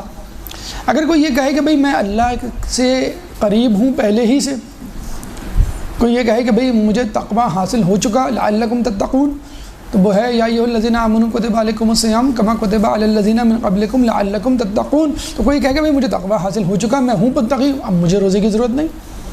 تو اس نے یہ نظریہ پیش کیا کہ اگر انسان کو صحیح طور پہ معرفت ہو جائے تو عمل کی ضرورت نہیں، کیونکہ آپ کو معرفت ہو گئی۔ تو ایک جو نتیجہ برآمد ہوا اس غلو کا کہ ہمیں امام کی معرفت ہو گئی، یعنی کیا معرفت ہو گئی؟ اس کی آخری حد، کیا آخری حد؟ کہ امام خدا ہے، نعوذ باللہ، اب ہمیں ضرورت نہیں۔ دوسری بات یہ ہے کہ جب انسان کو کسی سے محبت ہو تو اس کا معشوق اس کو آگ میں نہیں جلاتا۔ ماں کو اگر بیٹے سے محبت ہو اور بیٹا بھی ماں سے محبت کرے تو ماں اپنے بیٹے کو اذیت نہیں دینا چاہے گی، تو اس نے یہ نظریہ مشہور کر دیا کیونکہ ہم امام کے سب سے زیادہ چاہنے والے ہیں، ہمیں ضرورت نہیں ہے کہ ہم عمل کریں، خدا ہمیں نہیں جلائے گا۔ ایک بے عملی کی کیفیت یہاں پیدا ہوئی۔ جیسے آج کل بھی کہا جاتا ہے کہ امام بخشوا لیں گے، علی بخشوا لیں گے، ہم تو علی والے ہیں، ہمارے جیسے کہتے ہیں کہ ماتم کے نشان کافی ہیں بخشوانے کے لیے۔ تو جس کے سینے پہ ماتم کا نشان نہیں، مثلا فرض کر لیجئے، تو کیا اس کی نماز روزہ کافی نہیں بخشوائیں گے؟ تو امام کی معرفت، امام کی مودت، محبت بھی ضروری ہے اور امام کی اطاعت بھی ضروری ہے۔ امام نے بہت خوبصورت جملہ کہا کہ جب امام کے سامنے یہ کہا گیا کہ مغیریہ یہ کہتا ہے کہ اللہ کی معرفت کافی ہے، اطاعت ضروری نہیں، کیونکہ اطاعت معرفت ہی کے لیے ہوتی ہے، تو امام نے اس کا جواب یہ دیا کہ جیسے جیسے انسان کو اللہ کی معرفت ہوتی چلی جائے گی وہ اس کی اطاعت میں ویسے ویسے آگے بڑھتا چلا جائے گا۔ آپ کو اللہ کے بارے میں معلوم ہی نہیں ہے کہ وہ دوزخ میں جلائے گا نافرمانی پر، جب معلوم ہوتا ہے تو آپ مستعد ہو جاتے ہیں نیکیوں پر اور نافرمانی سے بچتے ہیں۔ آپ کو معلوم ہی نہیں ہے کہ اللہ انعام دے گا نیکیوں پر جنت کی، جب معلوم ہو جاتا ہے تو آپ نیکیاں کرنا شروع کر دیتے ہیں دھڑا دھڑ۔ پھر جب معلوم ہوتا ہے کہ نہیں، اللہ تعالیٰ دنیا میں بھی نیکیوں کا اجر دے سکتا ہے اور گناہوں کی پکڑ کر سکتا ہے، جیسے کہ ظالم حکمرانوں کی، تو آپ اور زیادہ محتاط ہو جاتے ہیں۔ تو اللہ کی جیسے جیسے اطاعت ہوگی ویسے ویسے انسان اللہ کی اطاعت میں مشغول ہو جائے گا۔ تو یہ ایک غلط نظریہ، اس کا جواب آپ کے سامنے پیش کیا گیا، اور آج کل کے بھی لوگ یہی کہتے ہیں کہ بس علی کی ولایت اور علی کی محبت جو ہے ہمیں بچا لے گا۔ نمبر 2، ایک دوسرا فرقہ وجود میں آیا جو اس کی ضد تھا، جو غلو کی ضد میں وجود میں آیا کہ جب لوگوں نے کہا کہ علی خدا یا امام خدا، تو لوگوں نے کہا نہیں، خدا کیا، یہ تو امام بھی نہیں ہے اور وسیلہ وغیرہ کچھ نہیں، اور ان کی محبت اور ان کی اطاعت ضروری نہیں، بس آپ اپنی عبادت جاری رکھیں، آپ کی نماز روزہ ہی آپ کو بخشوائیں گے۔ یہ بالکل جسے کہتے ہیں کہ رد عمل کے طور پہ وجود میں آیا، اور یہ گروہ تھا صوفیوں کا کہ جس نے کہا کہ ہم خود اتنی نماز پڑھیں، اتنے روزے رکھیں اور اتنے حج کریں، اتنی نیکیاں کریں کہ اللہ دیکھ کے حیران ہو جائے اور پھر ہمیں ضرورت ہی نہ پڑے کسی کو وسیلہ بنانے کی۔ تو بہت سارے صوفی خود امام جعفر علیہ السلام کے زمانے میں وجود میں آئے، اور ان لوگوں نے جو ہے نعوذ باللہ تکبر کیا اور امام کے مقابلے میں اپنی امامت کو، امام کے مقابلے میں اپنی نیکیوں کو لوگوں کے سامنے پیش کیا۔ تیسرا فرقہ، اچھا یہ جو فرقہ تھا صوفیوں کا کہ جو امام کے غلو کو بھی رد کرتا تھا بلکہ امام کی اپنی حقیقی حیثیت کو بھی رد کرتا تھا، اس نے امام کی توجیحات کو یکسر نظر انداز کر دیا اور دین اسلام کی خود ساختہ تشریح کرنا شروع کر دی، اور بعض اوقات تو ضد اتنی بڑھی کہ لوگوں نے کہا کہ اگر ایک عالم کا اس زمانے میں جو کہ خود امام کا شاگرد رہ چکا تھا، اس نے کہا کہ اگر مجھے معلوم ہو جائے کہ امام جعفر سجدے میں آنکھیں بند رکھتے ہیں تو میں کھلی رکھوں گا، اور اگر کھلی رکھتے ہیں تو میں بند رکھوں گا۔ یعنی اتنی ضد ہو گئی کہ امام کی مخالفت میں جاؤں گا تاکہ ایک اپنا نظریہ اور دین پیش کر سکوں اور ان کی اتباع نہ کروں، ان کی اطاعت نہ کروں۔ تو یہ دوسرا نظریہ پیش آیا کہ جس نے جو ہے وہ ان استحباب کو بھی ترک کرنا شروع کر دیا جو تشیع کے خاص جو ہے وہ مانے جاتے تھے۔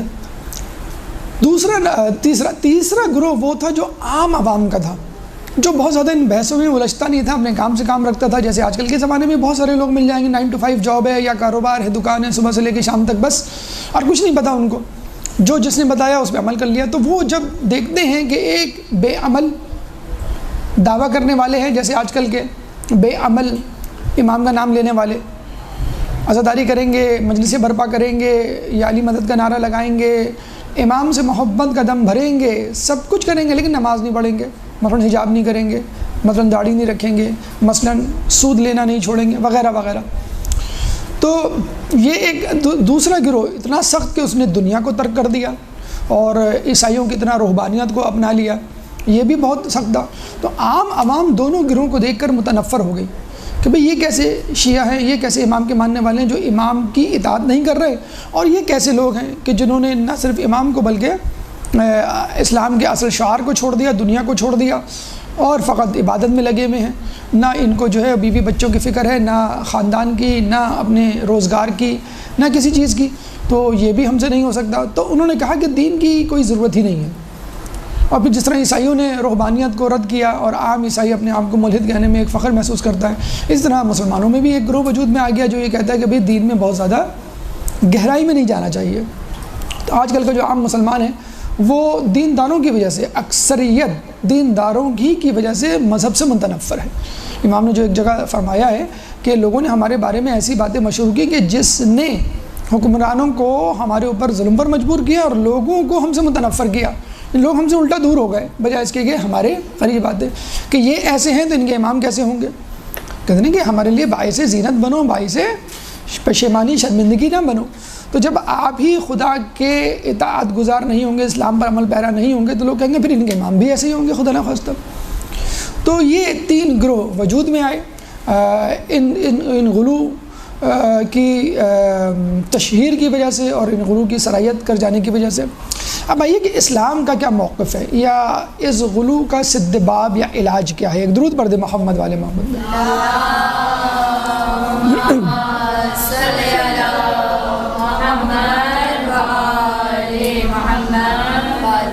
ہمیں اس سلسلے میں معلوم کرنا چاہیے کہ خود قرآن کا کیا موقف ہے، رسول کا کیا موقف ہے، آئمہ کا کیا موقف ہے، یعنی قرآن اور اطرت کا کیا موقف ہے۔ اگر وہ موقف ہمیں پتہ چل جائے تو اس موقف کی روشنی میں ہم اپنا لاہ عمل طے کر سکتے ہیں۔ سب سے پہلے قرآن کے موقف کو دیکھتے ہیں اس غلو کے حوالے سے۔ قرآن کیا کہتا ہے؟ سورہ توبہ آیت نمبر 30، سورہ توبہ آیت نمبر 30 میں اللہ تعالیٰ فرماتا ہے وَقَالَتِ الْيَهُودُ عزیر ابن اللہ، عزیر ابن اللہ، یعنی یہود یہ کہتے ہیں کہ عزیر، حضرت عزیر اللہ کے بیٹے ہیں۔ وقالت النصارى مسیح ابن اللہ، اور نصارہ یہ کہتے ہیں کہ حضرت مسیح یعنی عیسیٰ علیہ السلام اللہ کے بیٹے ہیں۔ وقولهم ذالک قولهم بافواہہم، اور یہ تمام باتیں ان کی اپنی اختراع ہیں، اپنا قیاس ہے۔ یہودی کہتے ہیں کہ عزیر اللہ کے بیٹے ہیں، یہودی عیسائی کہتے ہیں مسیح اللہ کے بیٹے ہیں، یہ تمام باتیں ان کی اپنی ایجاد کرتا ہے۔ پھر سورہ جن آیت نمبر 3 میں اللہ تعالیٰ فرماتا ہے کہ مَتَّخَذَ صَاحِبَةً وَلَا وَلَدًا، کہ اللہ تعالیٰ کی نہ تو بیٹیاں ہیں اور نہ ہی بیٹے۔ تو یہ عزیر علیہ السلام اور عیسیٰ علیہ السلام اللہ کے بیٹے کیسے پیدا ہو گئے، بن گئے؟ سورہ جن آیت نمبر 3۔ اور پھر سورہ توحید، سورہ اخلاص جو کہ قرآن کا 112واں سورہ ہے، پہلی دوسری تیسری آیت میں بالکل واضح طور پہ اللہ تعالیٰ نے اعلان کر دیا قُلْ هُوَ اللَّهُ أَحَدٌ، کہو کہ وہ یکتا و یگانہ ہے۔ علماء نے جو تفسیر پیش کی ہے انہوں نے یہ کہا کہ یہ نہیں کہنا چاہیے کہ کہو کہ اللہ ایک ہے، کیونکہ جب آپ ایک کہیں گے تو پھر 2 بھی آئے گا، پھر 3 بھی آئے گا، امکان تو پیدا ہو جائے گا نا۔ حضرت عباس سے جب پوچھا گیا، مولا علی نے کہا کہو ایک، تو انہوں نے کہا ایک، انہوں نے کہا کہو 2، تو انہوں نے کہا جب جس زبان سے ایک کہہ دیا تو میں دو کیوں کہوں؟ تو لوگوں نے جو مفسرین نے تفسیر پیش کی ہے وہ یہ ہے کہ کہو کہ اللہ یکتا و یگانہ ہے، قل هو اللہ احد، نہ کہ قل هو اللہ واحد۔ تو احد کا مطلب ہوتا ہے یکتا و یگانہ، بس ایک ہی ہے، وہی ہے۔ جیسے ہم کہتے ہیں نا الحمدللہ رب العالمین، تعریف تو بس اللہ کی۔ اگر ہم یہ کہیں کہ تعریف اللہ کے لیے تو اس کا مطلب تعریف اوروں کے لیے بھی نہیں، تعریف تو بس اللہ ہی کی۔ ایاک نعبد و ایاک، ہم تجھی سے مانگتے ہیں، تیری عبادت کرتے ہیں، تجھی سے مانگتے ہیں۔ یہ نہیں کہ تیری عبادت کرتے ہیں اور تجھ سے مانگتے ہیں، اس کا مطلب ہے کسی اور کی بھی عبادت کر سکتے ہیں، کسی اور سے نہیں، تیری ہی عبادت کرتے ہیں، فقط تو ہی عبادت کے لائق ہے۔ قل هو اللہ احد، وہ کہو کہ اللہ یکتا و یگانہ ہے، اللہ الصمد، اللہ بے نیاز ہے، لم یلد، نہ اس نے کسی کو جنا، ولم یولد، نہ اس کو کسی نے جنا، یعنی نہ وہ کسی کا باپ ہے نہ ہی وہ کسی کا بیٹا ہے۔ تو اللہ تعالیٰ کا اعلان ہے واضح طور پہ یہودیوں کے لیے، نصارہ کے لیے، مسلمانوں کے لیے کہ نہ وہ کوئی باپ رکھتا ہے، نہ بیٹا رکھتا ہے، نہ بیٹی رکھتا ہے، وہ یکتا و یگانہ ہے۔ پھر اللہ تعالیٰ سورہ نساء آیت نمبر 171 171 میں فرماتا ہے کہ یا اہل الکتاب لا تغلو فی دینکم، اے اہل کتاب اپنے دین میں غلو نہ کرو۔ کیا ہے غلو؟ اس کے بارے میں مزید تشریح کرتا ہے کہ غلو کیسے نہ کرو۔ ولا تقولوا علی الحق، ولا تقولوا علی اللہ الا الحق، کہ اللہ کے بارے میں کچھ نہ کہو فقط سوائے جو حق ہو۔ ولا تقولوا علی اللہ الا الحق، اللہ کے بارے میں کچھ نہ کہو سوائے حق۔ اور وہ حق کیا تھا؟ یعنی عیسائیوں کو مخاطب کرتے ہوئے اللہ تعالیٰ فرماتا ہے انما المسیح عیسی ابن مریم رسول اللہ، کہ بے شک مسیح عیسیٰ ابن مریم اللہ کے رسول ہے، یعنی اللہ کے بیٹے نہیں ہیں جو تم نے سمجھ رکھا ہے، مریم اللہ کی بیٹی نہیں ہے، یا یہ ٹرینٹی نہیں ہے، یا کوئی مثلث الہیات الہی میں سے نہیں ہے۔ تو یہ قرآن کا واضح موقف ہے، اللہ نہ بیٹا رکھتا ہے نہ بیٹی رکھتا ہے، اللہ جو ہے بے نیاز ہے، اللہ جو ہے وہ کسی کو وسیلہ بنائے بغیر جو ہے وہ ہر کام پر قدرت رکھتا ہے۔ پھر خود رسول اللہ غلو کے متعلق کیا فرماتے ہیں کہ جھوٹ، مجھ پر جھوٹ بولنے والے بہت ہیں اور آنے والے زمانے میں اور زیادہ ہو جائیں گے، اور جو مجھ پر جان بوجھ کر جھوٹ باندھے وہ اپنا ٹھکانہ جہنم بنا لے۔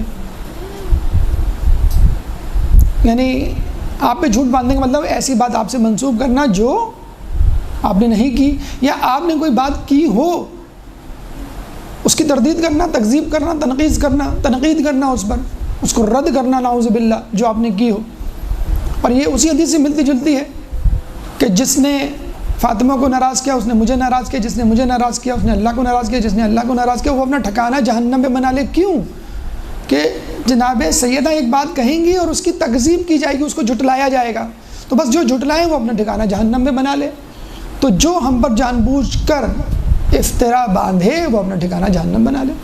پھر پانچویں امام کیا فرماتے ہیں جب ان پر الزامات لگے تو انہوں نے کہا کہ ہم وہ لوگ ہیں کہ جن کو ذلیل و خوار کیا گیا، جن کو ملک بدر کیا گیا، جن پر مظالم ڈھائے گئے، جن کو مشقتوں میں مبتلا کیا گیا، جن کو قتل کیا گیا، جن کے اولیاء یعنی دوست احباب کو قتل کیا گیا، جن کو ہراساں کیا گیا،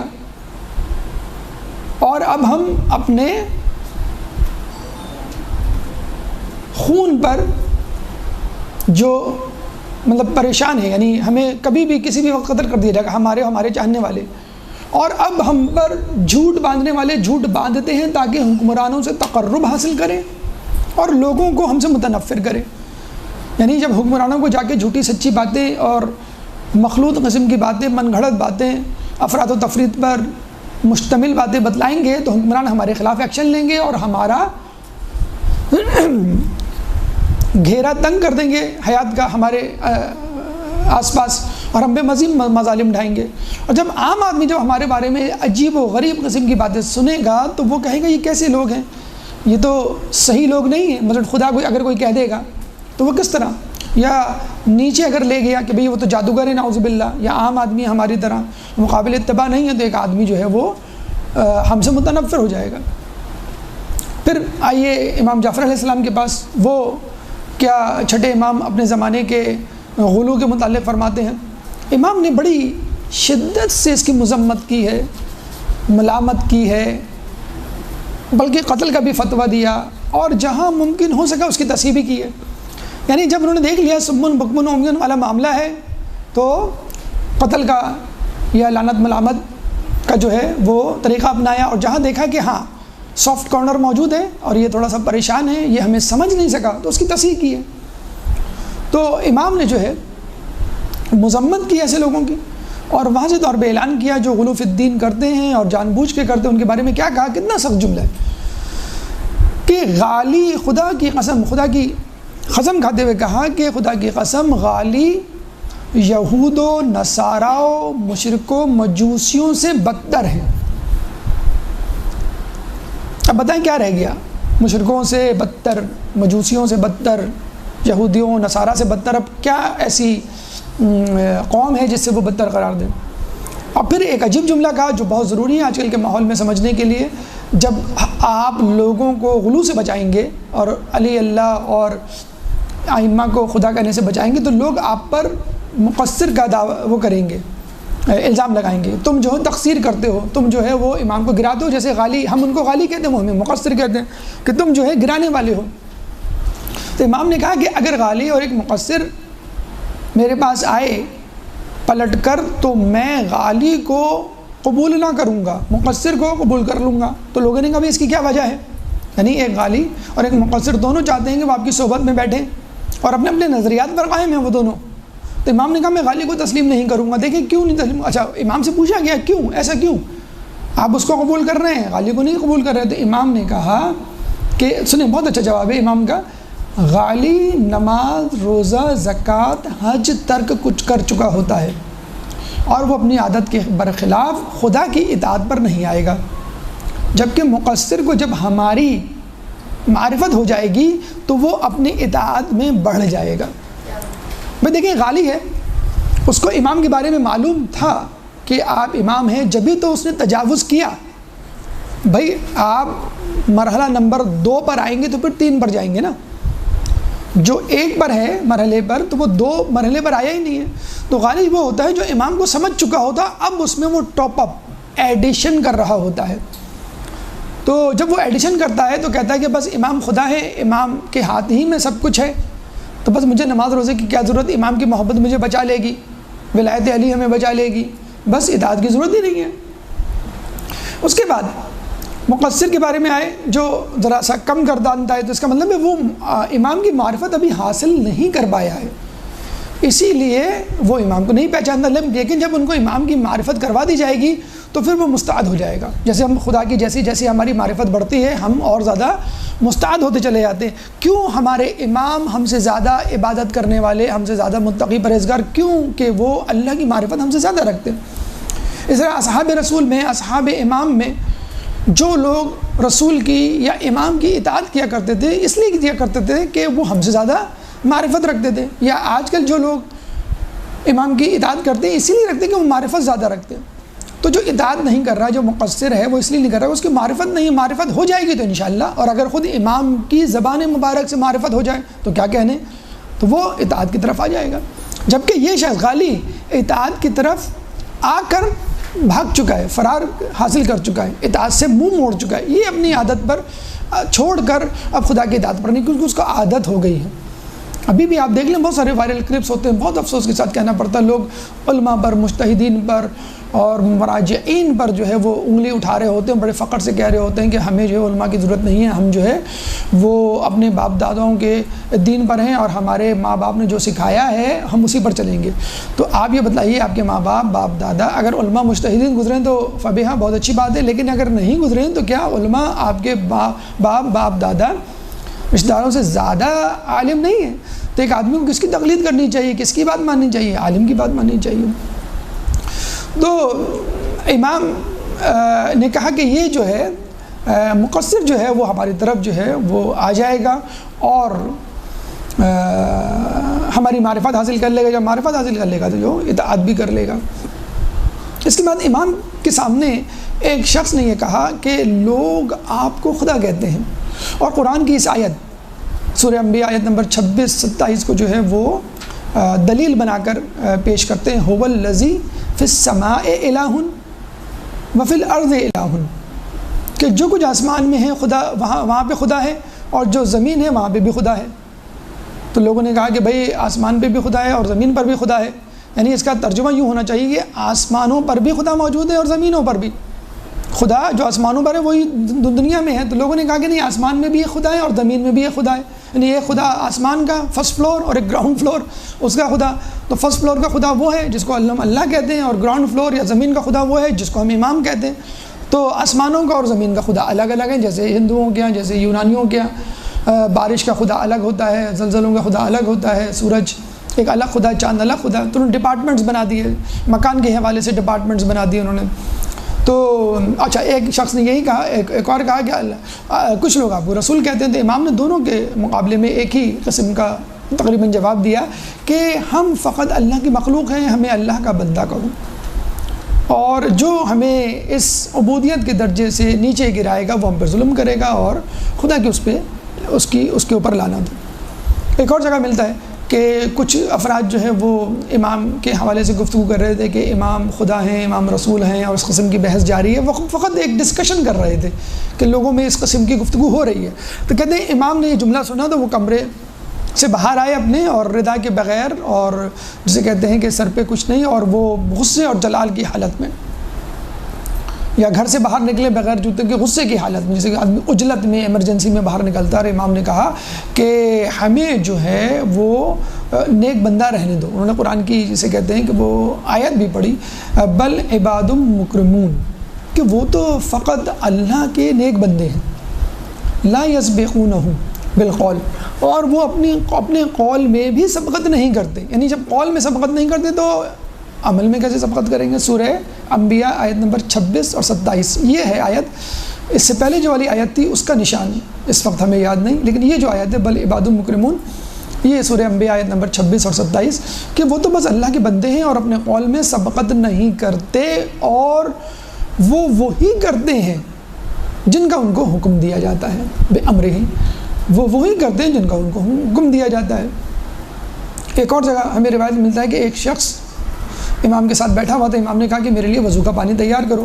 امام جو ہے وہ بیت الخلاء سے یا وضو کی جگہ پہ بیٹھے اور وضو کرنے لگے، تو اس شخص کے دل میں خیال ہوا کہ امام تو پاک و پاکیزہ ہیں، امام تو معصوم ہیں، ہر قسم کی گندگی، نجاست، غلاظت سے پاک ہے، تو کیا امام کو بھی حدث یا خبث واقع ہوتا ہے؟ امام کے لیے بھی غسل و وضو ہے، تو پھر ایسا نہیں ہے تو پھر امام وضو کیوں کر رہے ہیں؟ کہتے ہیں کہ امام نے اس کے دل میں آنے والے ان خیالات کو پڑھ لیا اور فوراً کہا کہ اے شخص، ہمیں خدا کا بندہ سمجھ، اور جو کچھ سمجھنا ہے سمجھ، بس خدا نہ سمجھ۔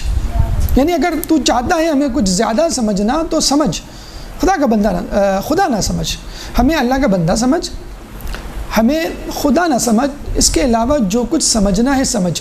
اور آخری جملہ کیا کہا؟ لیکن تو پھر بھی ہماری شان کی انتہا تک نہیں پہنچ پائے گا۔ یعنی تو ہمیں جتنا بڑا چڑھا کر بیان کر، لیکن ہماری آخری معرفت تو پھر بھی نہیں پہنچ پائے گا۔ ہاں، خدا نہیں کہنا ہم کو، اس طرح تو ہمیں مخلوق سے اللہ کی طرف، خالق کی طرف لے جائے گا۔ اور یہ حقیقت ہے، جسے کہتے ہیں نا کہ مولا علی نے جو منع کیا تھا معجزہ دکھانے کے لیے، اس لیے منع کیا تھا کہ تم ہماری معرفت برداشت نہیں کر سکتے۔ جیسے سورج کی روشنی کو آپ آنکھ سے دیکھیں، آپ نہیں برداشت کر سکیں گے، تو وہ امام کے لیے بھی ہے کہ مکمل، جیسے ایک بچہ ہے، ایک باپ اس کو اپنی دکان، اپنے کاروبار، اپنے آفس سے متعلق امور سمجھانے بیٹھ جائے تو کیا بچہ سمجھے گا؟ مطلب وہ تو بچہ پاگل ہو جائے گا 2-4 دن میں۔ اسی طرح ایک ماں جو ہے وہ کھانا پکانے کی ترکیب یا سینے پرونے یا گھر کے امور سے متعلق رشتہ داری کی تقریبات یا ان کے حوالے سے متعلق بچوں کے سامنے گفتگو کرے۔ جیسے ہمارے ہاں ایک عجیب ٹرینڈ چل گیا ہے کہ گھر کے رشتہ داروں جو ہوتے ہیں خاندان کو، ان کے متعلق گفتگو جو ہے بچوں کے سامنے آج کل ہو رہی ہوتی ہے، یعنی غیبت۔ تو بچوں کے دلوں سے وہ خوف، وہ ہیبت ہٹ جاتی ہے، روب ہٹ جاتا ہے، اور پھر وہ یہ سوچتے ہیں کہ ہماری امی یا ہمارے ابو، چچا یا پھپھو یا ماموں کے بارے میں ایسا کہہ رہے ہیں تو وہ لوگ بھی اپنے گھر میں بیٹھ کے ہمارے امی ابو کے بارے میں کہہ رہے ہوں گے. تو جو باتیں یہ جانتے ہیں اس طرح ہو سکتا ہے ہماری امی ابو کی بھی کچھ باتیں ایسی ہوں گی جو وہ جانتے ہوں گے ہم نہیں جانتے. تو چنانچہ سبھی خراب، سبھی برے.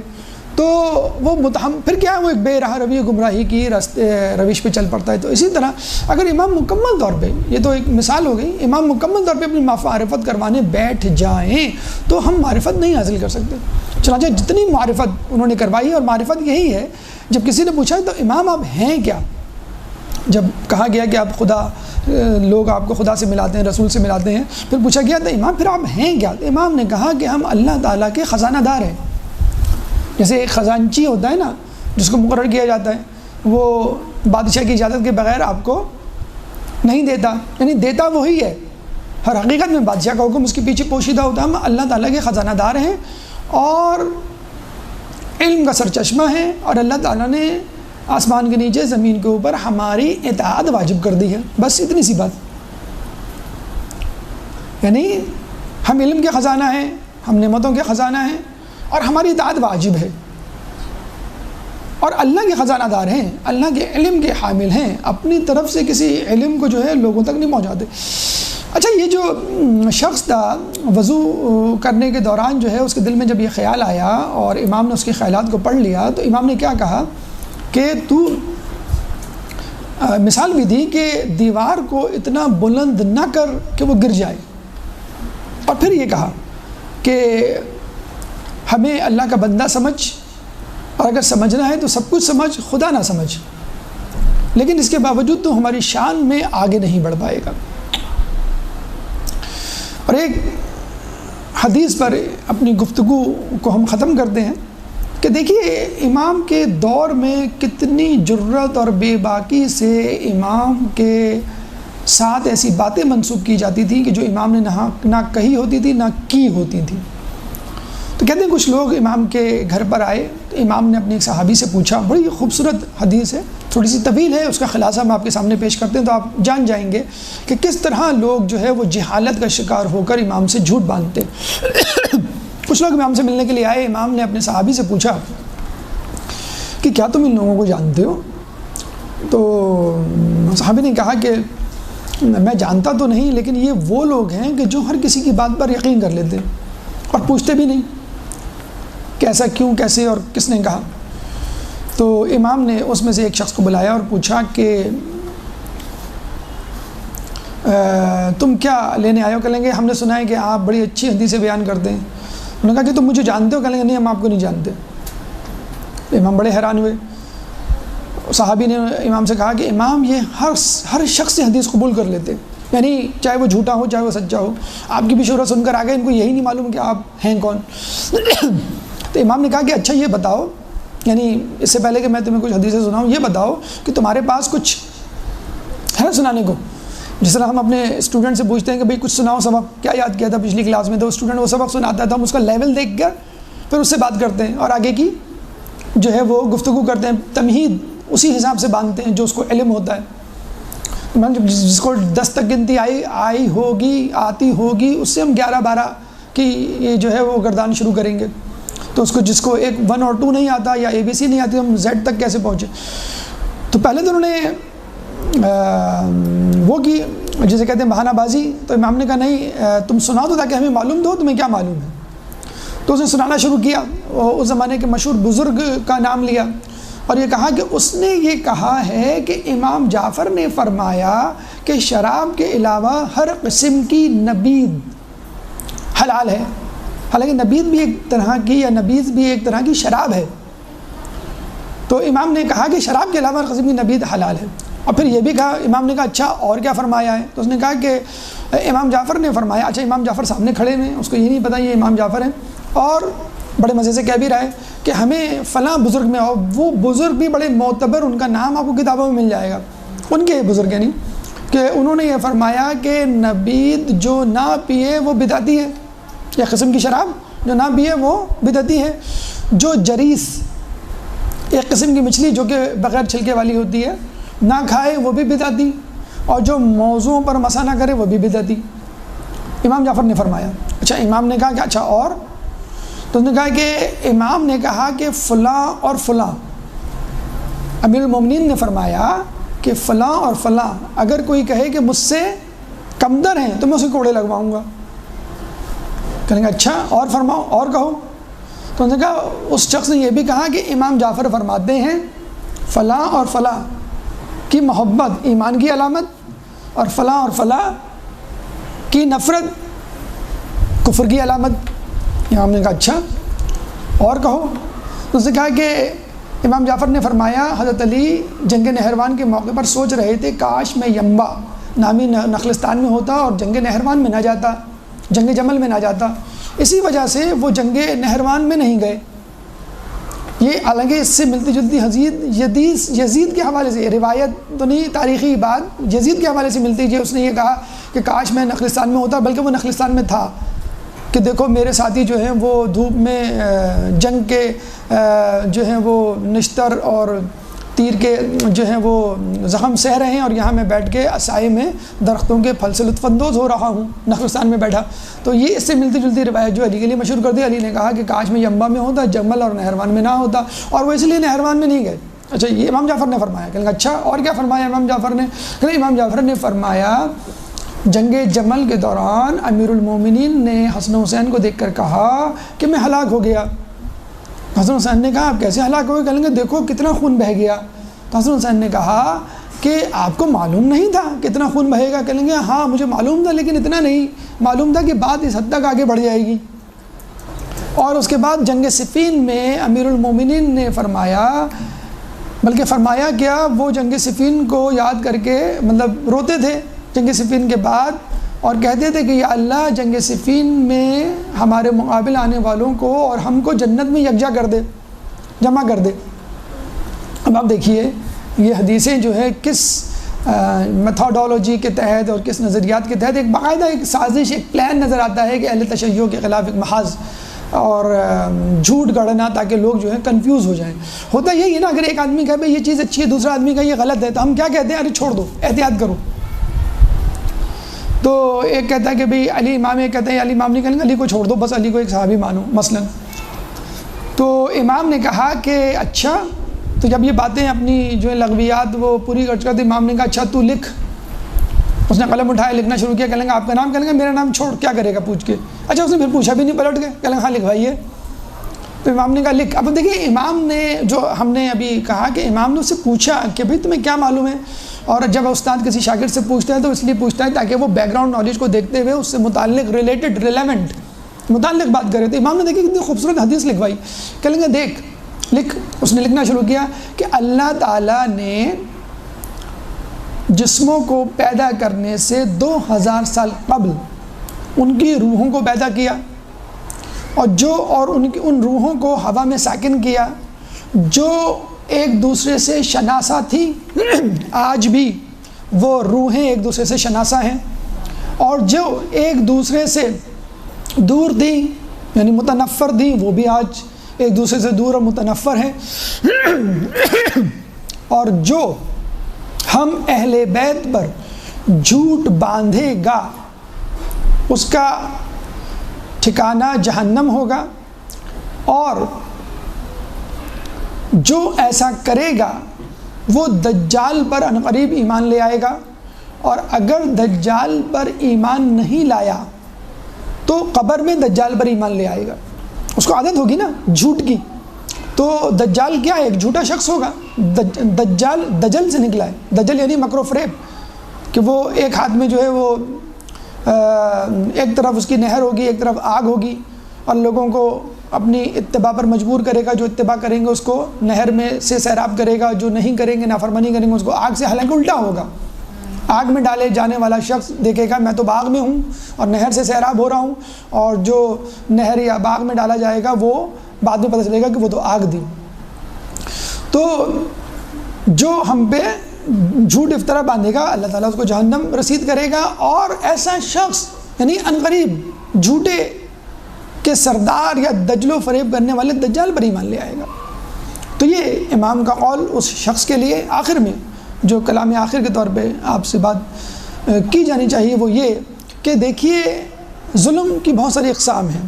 ظلم کی تعریف آپ نے سن لی کہ چیزوں کو ان کی جگہ سے ہٹانا، وہ چیزیں انسان کی صورت میں ہوں، وہ چیزیں نظریات کی صورت میں ہوں۔ تو اگر کوئی ائمہ کی ذات میں غلو کرتا ہے، ان کو خدا قرار دیتا ہے، ان کو رسول قرار دیتا ہے، یا ان کو ان باتوں سے منسوب کرتا ہے جو وہ نہیں کہتے، جو انہوں نے نہیں کی، تو وہ ایک ظلم کرتا ہے اور ظلم عظیم کرتا ہے۔ یعنی خود امام کی ذات میں ظلم، ایک تو وہ ظلم ہوتا ہے کسی انسان پہ ظلم، تو ایک آپ آدمی پہ ظلم کریں غیر معصوم پہ، اور ایک امام پہ، تو وہ تو بہت بڑا ظلم ہوا۔ اور پھر خدا پر بھی ظلم ہو گیا کہ وہ آپ امام کو جو ہے خدا سے ملا رہے ہیں۔ تو کیا یہ وہی ظلم نہیں، یا ان ظلموں میں سے ایک ظلم نہیں کہ جس کو مٹانے کے لیے امام زمانہ آئیں گے؟ اور جب وہ آئیں گے تو آپ خود سوچئے کہ ان کی تلوار کیا خود آپ کے خلاف نہیں استعمال ہوگی، کہ جو امام کا دم بھر رہے ہیں لیکن غلو کا شکار ہیں، ایک ظلم کا شکار ہے؟ تو آنے والا اس دنیا کو عدل سے بھر دے گا جس طرح یہ ظلم سے بھری ہوگی، اور غلو فی الدین بھی ایک طرح کا ظلم ہے۔ اللہ تعالیٰ سے دعا ہے کہ ہمیں اس غلو فی الدین، اس ظلم سے بچنے کی توفیق عطا فرما۔ اللہ سے دعا ہے کہ ہمیں امام کی صحیح معرفت حاصل کرنے کی توفیق عطا فرما۔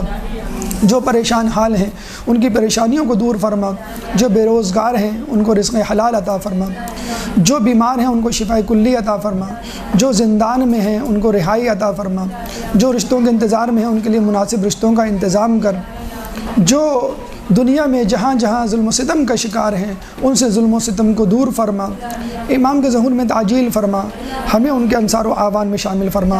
ربنا تقبل منا انک انت السمیع العلیم وتب علینا انک انت التواب الرحیم برحمتک یا ارحم الراحمین وصلی اللہ علی محمد وآلہ